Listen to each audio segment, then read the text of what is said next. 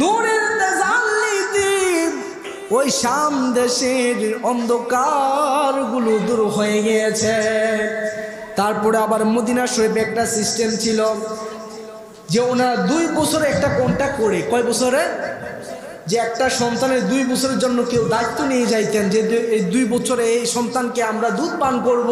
তখন ওই সন্তানের বাবারা দালান কোঠা থাকে, যে দুধ পান করাবে, যে লালন পালন করবে তাকে ওই দালান কোঠা থেকে ধন সম্পদ থেকে তিনাকে আবার কিছু হাদিয়া দিবেন। তো আমার নবী রহমাতুল লিল আলামিন নবী যখন দুনিয়াতে আগমন করেছেন, যখন ওনাদের একটা নির্দিষ্ট একটা বাজারের মতো একটা ছিল যে ওখানে সকল ছোট বাচ্চাদেরকে নিয়ে যাইতো, সবাই ওই বাচ্চাদেরকে চয়েস করে করে সবাই সবার বাড়িতে নিয়ে যাইতো। যার বাবার একটু টাকা পয়সা ধন সম্পদ বেশি, ওই সন্তানকে মহিলারা নিয়ে যাইতো। কিন্তু আমার নবীর তো ঘরে খাওয়ার মতো খাওয়া ছিল না। আমার নবীরা তেমন প্রতাপশালী ছিলেন না, না থাকার কারণে যদিও কারো চোখে পড়ে নাই, একজনের চোখে পড়েছে, তিনি হচ্ছে মা হালিমা। বলেন না সুবহানাল্লাহ।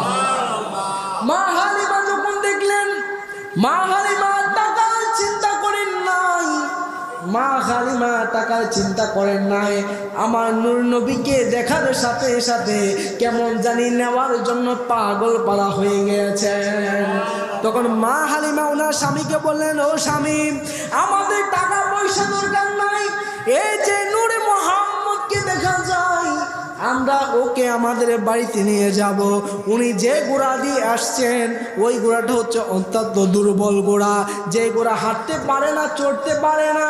যে মাত্র আমার নবীকে ওই ঘোড়ার উপরে বসাইলেন, ঘোড়ার শরীরে এমন শক্তি এসেছে যে ঘোড়া এমন ভাবে চলা শুরু করলো যে একটাবার ওই ঘোড়াকে বলতে হয় না যে সামনে যাও, একটাবারও ঘোড়াকে আগাদো করতে হয় না সামনে যাও। আমার নূর মুহাম্মদকে ওই ঘোড়ার উপরে প্রবেশ করার সাথে সাথে ঘোড়ার ভিতরে এত শক্তি এসেছে, ঘোড়ার ভিতরে এত শক্তি এসেছে, ওই ঘোড়া এক দৌড়ে আমার মা হালিমার বাড়িতে চলে গিয়েছে। ওই জিনিসটা দেখে আমার মা হালিমা আশ্চর্য হয়ে গেলেন, হায়রে কাকে আমার ঘোড়ায় উঠাইলাম। আমি যখন ওইখানে গেলাম, আমার ঘোড়া হাঁটতে চায় না, লড়তে চায় না, চড়তে চায় না। আমি ঘোড়াকে কত কষ্ট করে ওইখান থেকে নিলাম, কিন্তু যেই মাত্র আমি মুহাম্মদকে আমার ঘোড়ার উপরে উঠাইলাম, উঠানোর সাথে সাথে আমার ঘোড়া দৌড়াইতে লাগলো।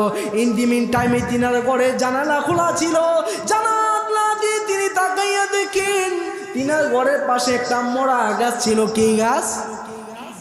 তিনার ঘরের পাশে একটা মরা গাছ ছিল। কি গাছ? মরা গাছ ছিল। তো তখন ওনার ঘরে নূরে মুহাম্মদকে আনার পরে তিনি জানালা দিয়ে তাকাইতে লাগলেন যে মরা গাছও নবীর জন্য ফুল ধরেছে। বলেন না সুবহানাল্লাহ। আওয়াজ দিয়ে বলেন না সুবহানাল্লাহ।